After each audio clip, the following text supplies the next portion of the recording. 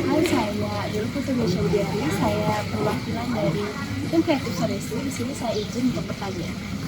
Jadi, apa sih tujuan dari diadakannya ANBK ini? Mengapa harus diadakan setiap tahun, Pak?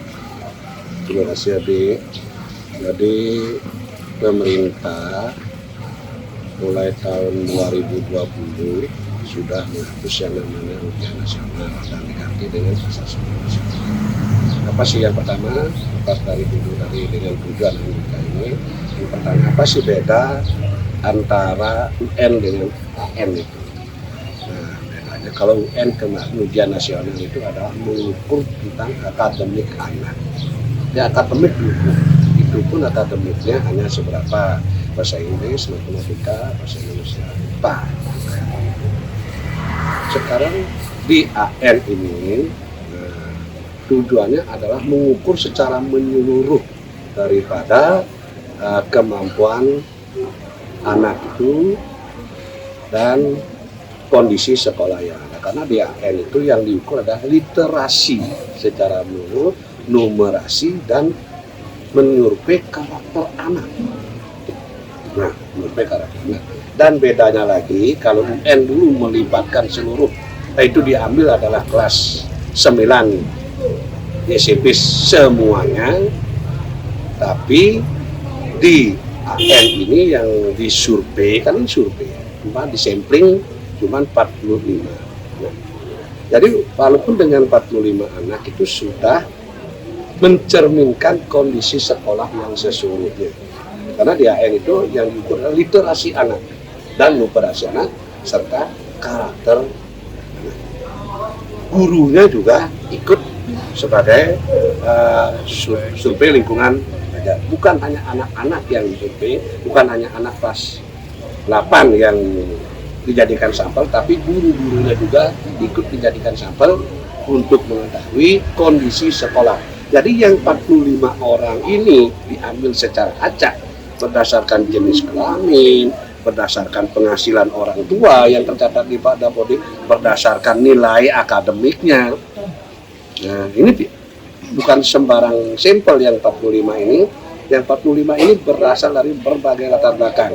Latar belakang pendidikan orang tuanya, latar belakang penghasilan orang tuanya, latar belakang nilai akademis di sekolah, semua diambil sampel secara acak 45 orang. Nanti inilah yang akan menyampaikan informasi tentang kondisi daripada SMP Negeri 1 Susut yang sebenarnya ini, baik dari literasi, numerasi, karakter anak secara menyeluruh di SMP 1 Susut, dan lingkungan belajar dicerminkan oleh survei terhadap guru.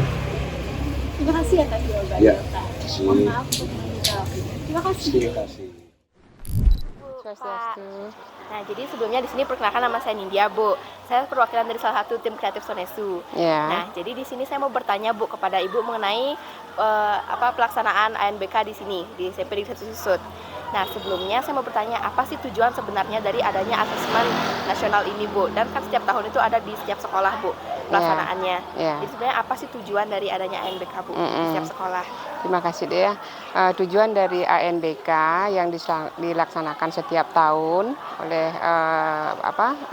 Kementerian Pusat Pendidikan, tujuannya adalah untuk mengukur atau memotret seperti apa mutu pendidikan di sekolah kita ini. Tujuannya seperti itu. Jadi dalam setahun ini tentunya sekolah kan sudah mempersiapkan anak-anak yang sudah dipilih untuk mengikuti ANBK niki gitu.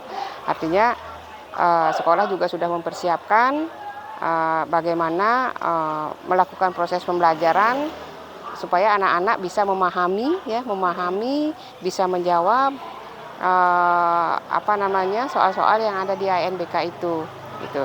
Nah, dari hasil itu akan diperoleh berupa raport mutu. Dari raport mutu itulah nanti kelihatan seperti apa mutu sekolah kita gitu. Misalnya seperti dulu numerasinya mungkin yang perlu dibenahi, juga literasinya. Dan guru-guru atau kepala sekolah sudah melakukan menyusun program-program, melaksanakan program tersebut untuk meningkatkan mana-mana atau apakah literasinya atau numerasinya yang perlu ditingkatkan. Ya, saya kira itu aja. Terima kasih Bu atas jawabannya. Maaf minta waktunya Bu sebentar. Terima kasih Bu.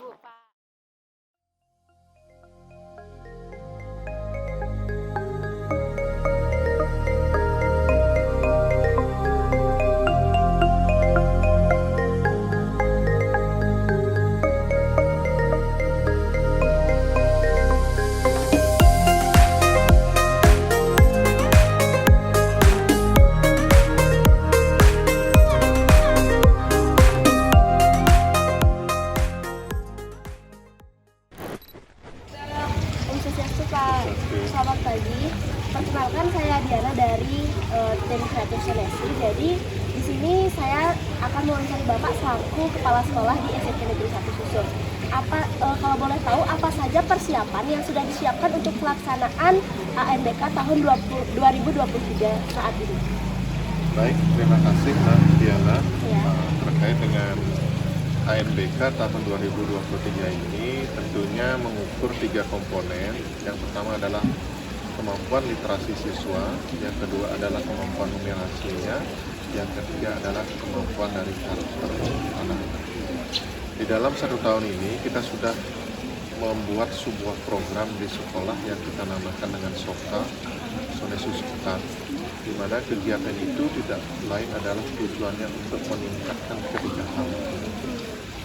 Nah, kalau di literasinya itu kita mengenal dengan istilah kan kita adalah GELIGA, Gerakan Literasi 3 Bahasa, yang kita laksanakan sudah setiap hari Selasa. Itu tujuannya adalah untuk meningkatkan kemampuan literasi dari anak-anak.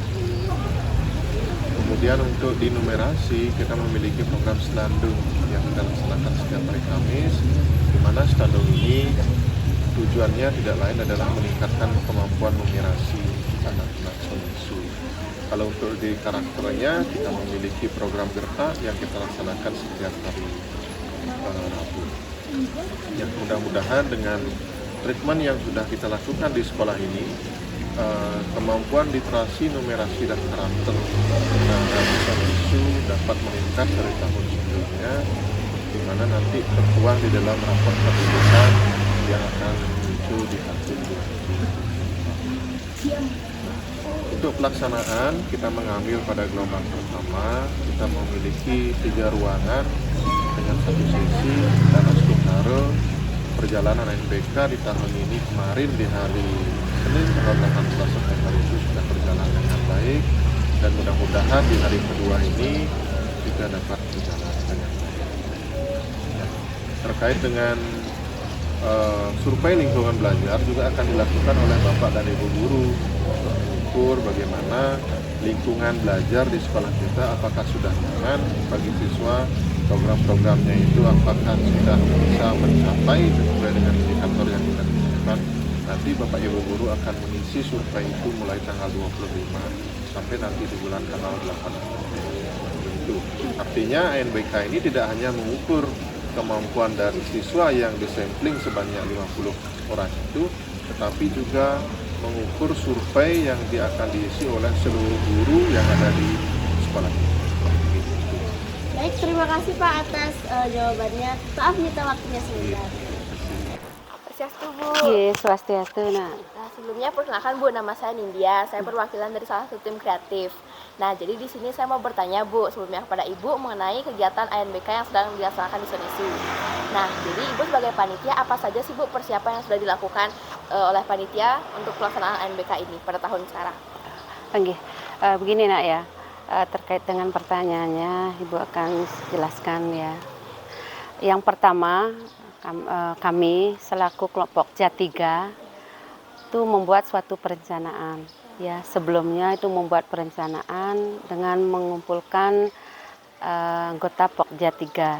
Setelah itu kami akan membentuk kepanitiaan, ya, tugas-tugas di kepanitiaan, ya, itu.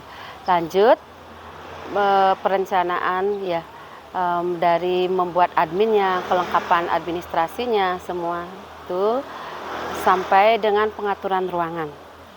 Nah, pengaturan ruangan yang sudah ditentukan seperti TIK 1, TIK 2, dan TIK 3. Itu semua termasuk admin-adminnya, kelengkapannya itu semua. Ya. Itu setelah itu kan ada rapat ya. Maaf, sebelumnya rapat dulu, rapat pembentukan, baru ditentukan dalam kepanitiaan, baru pengaturan ruangan, adminnya sudah tersusun rapi dengan menentukan juga ruangan-ruangan ya, TIK 1, TIK 2, TIK 3, termasuk sudah sesuai jadwal pelaksanaan simulasi yang sudah berjalan ya, sesuai jadwal simulasi, terus geladi bersih sampai ANBK kemarin yang sudah berjalan lancar, dan sekarang ANBK yang terakhir, seperti itu. Terima kasih Bu, atas jawabannya, persiapannya sangat baik sekali. Maaf Bu, minta waktunya sebentar. Tidak ada apa-apa.